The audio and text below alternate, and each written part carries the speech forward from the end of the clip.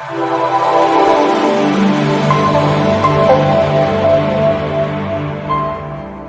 नमस्कार, अपने संबंध देख रहा बानी कार्यक्रम बातचीत। आ कार्यक्रम में आज के हमने के अतिथि बानी नेपाल कम्युनिस्ट पार्टी एमाले के महानगर सचिव सुंदर कुर्मी जी। कार्यक्रम में अपने के स्वागत बा। धन्यवाद बा अनिल जी। अपने जिला अधिवेशन में अपने भी उम्मीदवार बानी, तैयारी कैसन चल रहा बा? एमे तैयारी खास और पार्टी के महाधिवेशन हमनी के अधिवेशन में फर्क पड़ेला। एमे खास करके हमनी के तैयारी करल के माने प्रत्येक वार्ड में प्रतिनिधि छनौट करे के जिम्मा दिया गईल बा। ओकरा बाद विभिन्न समिति उप समिति बनल बा। उप समिति अपन काम करता, जैसे मंच व्यवस्थापन समिति, प्रतिनिधि व्यवस्थापन समिति, खाना व्यवस्थापन समिति, प्रतिनिधि के आई लोग के केंगे आदर सत्कार करे सकल जाई उ सब के आदर सत्कार समिति, शांति सुरक्षा समिति, ये सब जिम्मेवारी बांटा गई बा। आ सब जिम्मेवारी बांटाइल साथी लोग लगभग अपन काम करता। 80% काम अभी तक पूरा हो गई। अपने एक बेर महानगर के सचिव से जिला अध्यक्ष में उम्मीदवार बने के घोषणा कैले बनी। एकर मुख्य कारण का अपने के एजेंडा का रहल बा?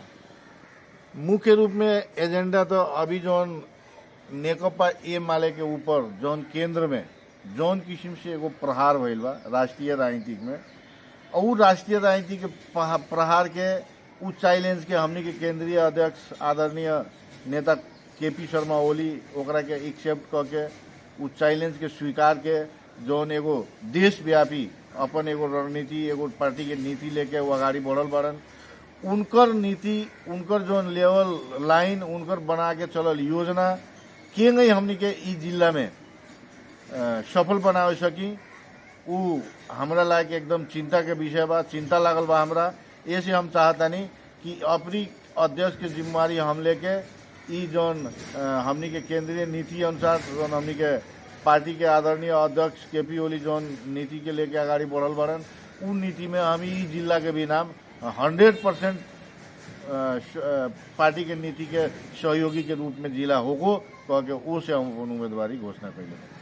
कितना अपने के प्रतिद्वंदी लोग भी कह रहा बा कि अपने फिर पार्टी में पुनः प्रवेश कैले बानी, मधेसी दल से आयल बानी, तो अपने के अध्यक्ष बनावल जाए। बिहान फिर अपने रहम कि ना रहम कोनो ठिकाने नहीं कहते, काहे जिला अध्यक्ष बनावल जाए कह के भी बात उठ रहा बा।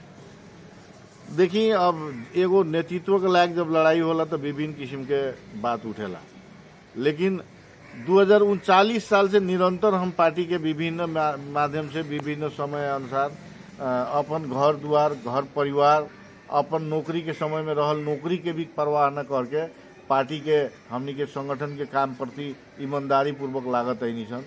लेकिन कुछ शीर्ष नेता लोग हमरा के आगे जागीर छोड़ के हम फुली राजनीतिक में आवा, तो वो लोग के भी हम बात मान के हम फुली राजनीतिक में आईनी। राजनीतिक में अइले के बाद भी का भइल की सब कोई के मालूम है, सारा नेता लोग के, सारा परसा जिला वीरगंज के मीडिया के भी मालूम बा कि मेयर के लायक हम एकदम तैयारी अंतिम चरण तक हम पुगल नहीं कि यहाँ तक कि अपना हम झंडा व्यवस्थापन से लेके बैनर सैनर इतना सब के व्यवस्था हम कर ले रहनी। उस समय में पार्टी दूसरा के लिया के टिकट दिलक, ओकर विद्रोह कैले रहनी। हम पार्टी परित्याग चाहे पार्टी छोड़े वाला काम, चाहे दोसर पार्टी में जाए वाला काम, एगो विभिन्न लोग हमर के नहीं इनकरा के एगो ब्रेक लगावे सकल जाई उ चीज करता। तो पार्टी अगर उस समय भी लिया के कोनो एगो नेकपा एमाले के कार्यकर्ता के पक्ष में टिकट देले रही तो ओकरा के चुनाव लड़े रही तो हम ओकर झोरा बोक के जले के तैयार रहनी। हम उस समय भी नेता लोग कहले रहनी, लेकिन पार्टी के नीति सिद्धांत से विपरीत पार्टी से बाहर के लोग के लिया के पार्टी टिकट दिलक, ओकर विद्रोह कैले रही। अब आज वो चीज सोच के आ गई बाटे। फिर हम केंद्र के जिले से लेके जिला के नेता लोग से हमार बात भइल, केंद्र से लेके जिला के सारा नेता लोग हमरा प्रति सकारात्मक देखलक, सकारात्मक लागल, हमरा भी सकारात्मक लागल। हम पुनः आईनी, आइला के बाद हमरा के महानगर के जिम्मेवारी पार्टी दिलक, तो हमरा ई चीज लागल कि पार्टी पूर्ण विश्वास कैलक हमरा पर, आ उ विश्वास में हमरा जिम्मेवारी दिलक, आ जिम्मेवारी अनुसार के हम अपन काम पूरा भी कैली। मधेश आंदोलन के कठोर घड़ी में अपने नेकपा एमाले में रहनी, ओकरा बाद से जब नेकपा एमाले सत्ता में गई तरुआ मधेसी दल में चल गई। मधेसी दल में सब एकदम संघर्ष कैनी। यहाँ परसा जिला में बहुत बढ़िया चुनावी अवस्था रहल और संपूर्ण चारू क्षेत्र में महानगर में मधेसी दल जीतल। फिर अपने वहाँ से भी धीरे धीरे साइड ला गई, फिर अब ए माले में प्रवेश कैले बानी। राजनीतिक जौन उपलब्धि बा रुआ संगे नकारात्मक काहे होता ही का कारण का? देखिए, एक काथी बा कि मैंने करुआ बात कभी भी तीत लागला है कि ना। तो हमनी शुरू से एगो कम्युनिस्ट पार्टी हमनी के जौन सिखैले बा, पार्टी के सिद्धांत, पार्टी के नीति, ओकरा के एकदम अनुशासनिक तरीका से पूर्ण पालन करके चले के। लेकिन जहाँ जहाँ विचलन होला वहाँ विद्रोह करे के चाहिए। तो हम वो विद्रोह कैनी। अब वो विद्रोह के कितना आदमी स्वीकार कैलक, कितना आदमी ना कैलक। लेकिन जो पार्टी के एने से छोड़ के ओने गईनी, ओने गईले के बाद भी अपने कहते नहीं कि हेंगे भइल इतना बढ़िया भइल, लेकिन वो भी पार्टी सत्ता में रहल, ओकरा के छोड़ के आई नहीं। वास्तविक है ना, काहे वास्तविक छोड़े के कारण ये है कि जोन एगो स्कूलिंग नेपाल कम्युनिस्ट पार्टी ये माले हमनी के देले बा, उ स्कूलिंग दोसर पार्टी में नहीं के हो सकत। नेकपा एमाले के कार्यकर्ता हम अपन भुगाई, अपन अनुभव अपने के शेयर करे के चाहते हैं कि नेकपा एमाले के कार्यकर्ता कौनो पार्टी में जाके कि वैसन किस्म से वो पार्टी बना सकता, तबे वहाँ रह सकता, और ना तो उ पार्टी के नीति सिद्धांत जो बाटे अभी मैंने चलायमान बाटे, ओकरा अंडर में बैठ के काम नहीं के कर सकत। वहाँ भी वो पार्टी से छोड़ के आगे नहीं तो ओकरा के हम कोनो खराब ना कहें, लेकिन वहाँ नीति सिद्धांत बोक के चले वाला के कमी बा। अब आवे वाला दिन में हो सकता वो अपन सुधार करी, लेकिन उ चीज नीति फिर हमरा जो स्कूलिंग से हम गए रही, वही स्कूलिंग में हमरा एकदम हार्टली इच्छा भइल कि हम वही तंगे जाए, वही तंगे से हम जो एगो सोच बा मन में जो एगो लक्ष्य लेके चलल बा आदमी, हम उ लक्ष्य प्राप्ति जगह नेकपा एमाले के भीतर से ही कर सकता नहीं। हम सर्वसहमति के नाम पर अपने के साइड लगावल जा सकता, ये भी बात कुछ कार्यकर्ता लोग से हम पार्टी कार्यालय में सुननी है। तो इका है नेता लोग के काहे बकरी दृष्टि बा? अब नेता लोग के केकर दृष्टि कथी बा उ जानो। हमरा तो इतना विश्वास बा कि नेपाल कम्युनिस्ट पार्टी के नेता हलो, उ लोग कार्यकर्ता के भावना, पार्टी के नीति, पार्टी के लाइन, ये सब बूझ के डिसीजन करी। अब केहू अपन बुझाई के आधार पर भी विश्लेषण करके कर देता कि सर्वसम्मत होई तो सुंदर जी छटा दी है कह के, लेकिन हमरा विश्वास नहीं के। सर्वसहमति में यदि वो छटा दें तो वो विद्रोह करम चुनाव में जाए। सर्वसम्मत देखिए, कम्युनिस्ट पार्टी के एगो सबसे पहल का नीति कथी है कि मान के चले के पड़ी हमनी की जनवादी केंद्रीयता मानी में। अगर पार्टी अभी देश भर सर्वसम्मत के वातावरण, केंद्र महाधिवेशन से लेके 77 जिला अगर सर्वसम्मत के वातावरण करे के पार्टी की नीति बाटे, अगर सही मूल्यांकन करके पार्टी सर्वसम्मत करता तो ओकरा के सहज स्वीकार करे। अपने का अध्यक्ष ना बनाई तो अपने चुनाव में जाए का विद्रोह करें? यस नो? अगर नेतृत्व छाने के जो तरीका बाटे, सर्वसम्मत करावे के तरीका बाटे, उस तरीका के ऊपर भर पड़। अगर सर्वमान्य सर्वसम्मति होता तो वो हम भी माने, और ना सर्वमान्य ना जबरदस्ती थोपल जाता तो वहाँ भी हम विरोध करें। काल भी विरोध कैले बनी, आज भी विरोध करें।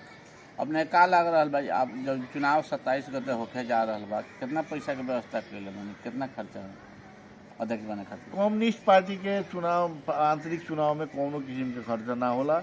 यहाँ नाश्ता, चाय, पानी की जितना के व्यवस्था होला कम्युनिस्ट पार्टी के अधिवेशन में कम्युनिस्ट पार्टी कमिटी ही करेला। वो से हमरा कोनो किस्म के ऐसा पैसा के व्यवस्था करे के पड़ी कह के अभी तक हम देखले भी नहीं कि कम्युनिस्ट पार्टी के भीतर ये चीज हुई भी ना।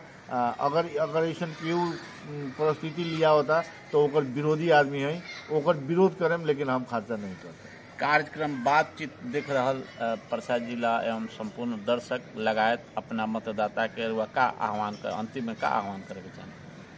हम ये आह्वान करें कि अभी के जो राष्ट्रीय राजनीति के जो अवस्था व्यवस्था बाटे ई जिला में अपने लगन के कैसन अध्यक्ष चाहिए जोन ई जिला के दूर कमान संभाल सके।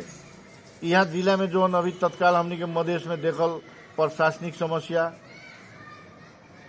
हॉस्पिटल के समस्या, कार्यकर्ता के ऊपर जो किस्म से एगो दमन होता है जिला भर में, ओकरा से कार्यकर्ता के बचाव के समस्या, संगठन के केंद्र निर्माण करके एगो संगठन सुदृढ़ीकरण करके के गई इस जिला में के आदमी लेके जा सकी ओकरा पर अपने लगन एकदम वक्र दृष्टि से नजर रखी आ ओइसन आदमी के उम्मीदवार जेकर पड़ते उम्मीदवार के अपने लगन छानी जिताई ये हमार सब कोई से अनुरोध बा। ओमे अगर हमारा पर विश्वास करता नहीं लगन तो हम अपने लगन के विश्वास पर खड़ा उतरेम कह के हम अपने लगन के अनुरोध करे के चाहता नहीं। बाकी जनता कार्यकर्ता जनार्दन है, कार्यकर्ता के अब नीति विचार में जे समझ आओ तो वो करो, हम के ऊपर दबाव ना डालो।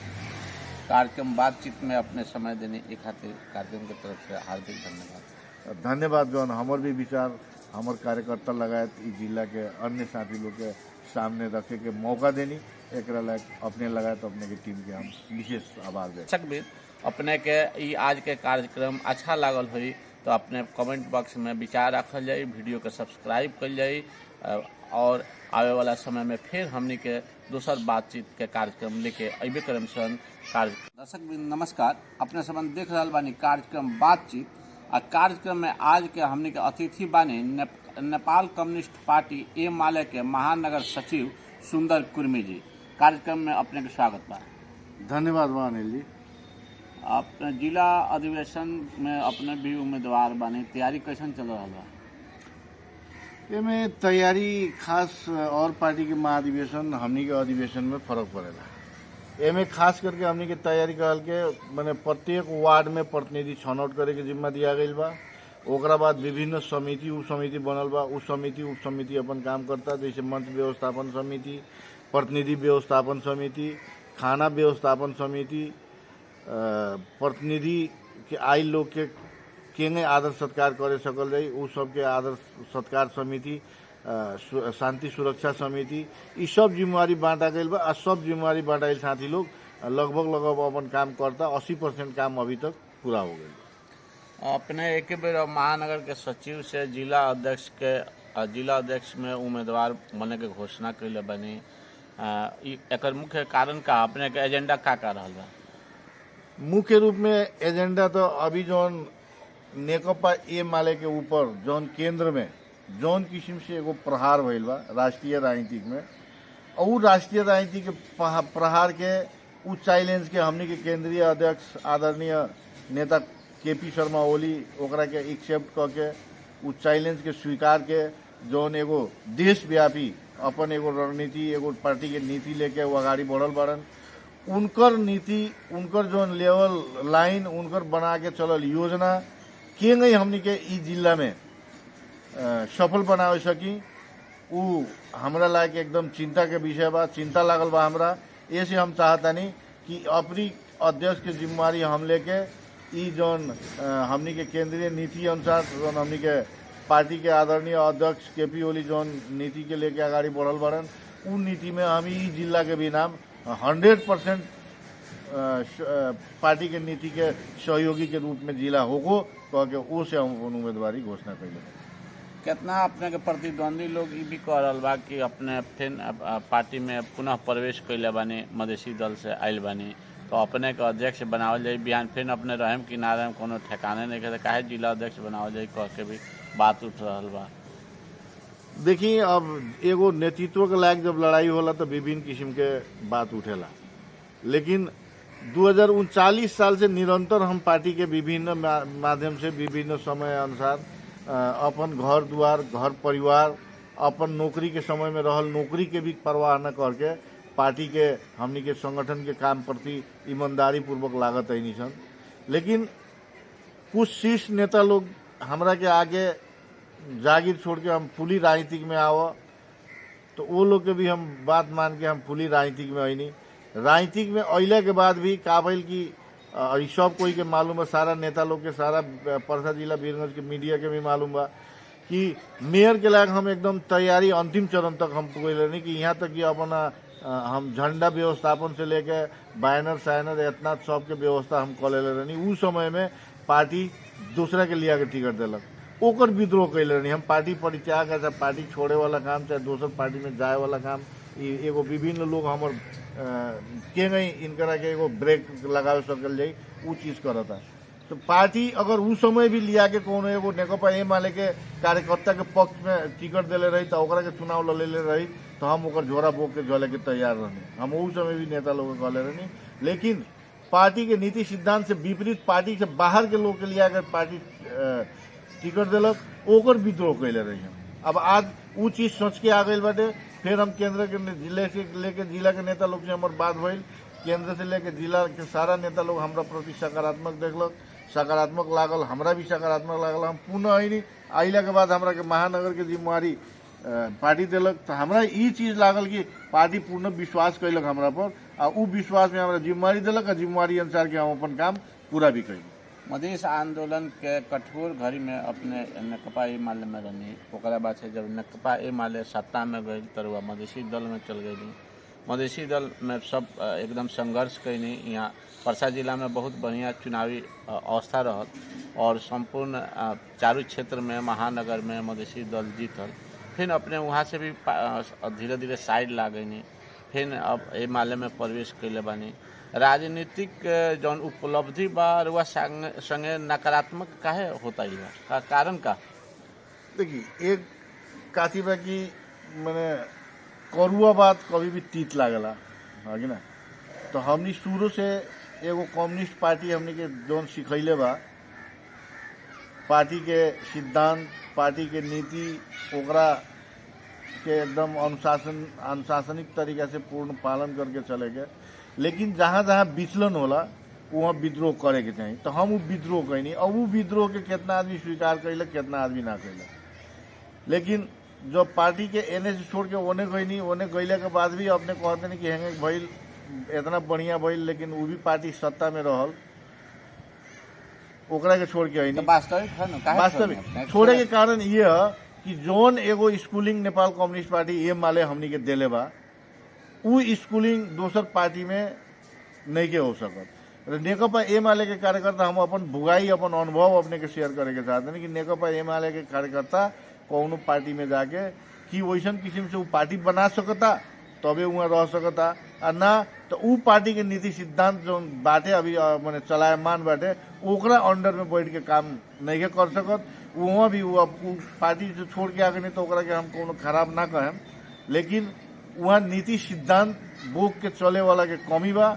अब आवेला दिन में हो सकता वो अपन सुधार करी, लेकिन उ चीज नीति फिर हमरा जौन स्कूलिंग से हम गई रहनी वही स्कूलिंग में हमरा एकदम हार्टली इच्छा भइल कि हम वही तंगे जाए, वही तंगे से हम ई जौन एगो सोच बा मन में जौन एगो लक्ष्य लेके चलल बा आदमी, हम उ लक्ष्य प्राप्ति जगह नेकपा एमाले के भीतर से ही कर सकत नहीं।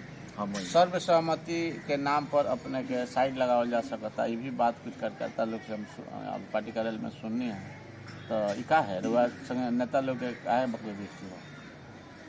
अब नेता लोग के केकर दृष्टि कथी बा उ जानो। हमरा तो इतना विश्वास बा कि नेपाल कम्युनिस्ट पार्टी के नेता लोग, उ लोग कार्यकर्ता के भावना, पार्टी के नीति, पार्टी के लाइन, ई सब बूझ के डिसीजन करी।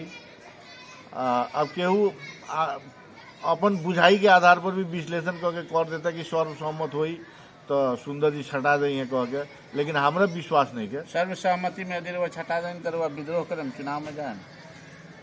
सर्वसम्मत देखिए नेकपा कम्युनिस्ट पार्टी की एगो सबसे पहल का नीति कथी है कि मान के चले के पड़ी हमनी की जनवादी केंद्रीयता मानी नहीं। अगर पार्टी अभी देश भर सर्वसम्मत के वातावरण, केंद्र महाधिवेशन से लेके 77 जिला अगर सर्वसम्मत के वातावरण करे हो के पार्टी की नीति बाटे, अगर सही मूल्यांकन करके पार्टी सर्वसम्मत करता तो ओकरा के सहज स्वीकार करे। अपने का अध्यक्ष ना बनाई तो अपने चुनाव में जाए का विद्रोह करें? यस नो। अगर नेतृत्व छाने के जो तरीका बाटे, सर्वसम्मत करावे के तरीका बाटे, उस तरीका के ऊपर भर पड़ता। अगर सर्वमान्य सर्वसम्मति होता तो वो हम भी माने, और ना सर्व माने ना जबरदस्ती थोपल जाता तो वहाँ भी हम विरोध करें। काल भी विरोध कैले बनी, आज भी विरोध करें।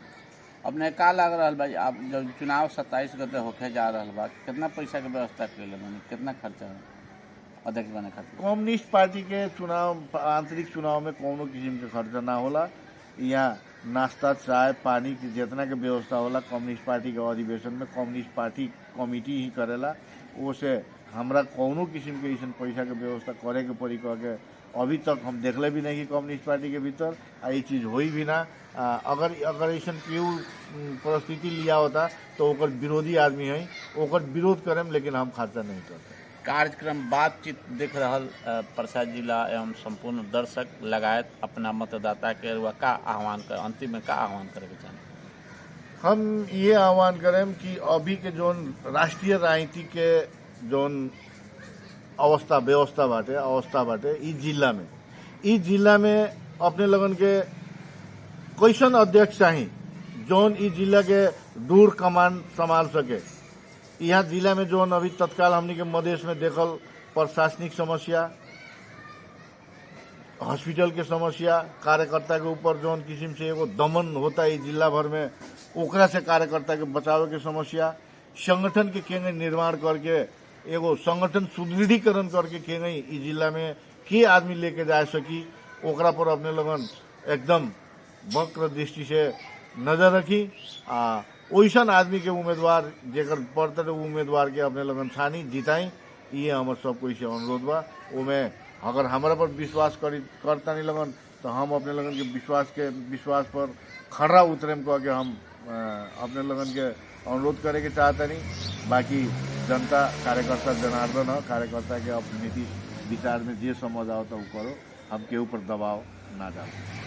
कार्यक्रम बातचीत में अपने समय देने के खातिर कार्यक्रम की तरफ से हार्दिक धन्यवाद। धन्यवाद जौन हमर भी विचार हमर कार्यकर्ता लगायत ई जिला के अन्य साथी लोग के सामने रखे के मौका देनी, एक अपने लगायत अपने के टीम के हम विशेष आभार दे। अपने के ई आज के कार्यक्रम अच्छा लागल हुई तो अपने कमेंट बॉक्स में विचार रखल जाए, वीडियो के सब्सक्राइब कर जाए और आवे वाला समय में फिर हमनी के दूसर बातचीत के कार्यक्रम लेके अबे करम सन कार्य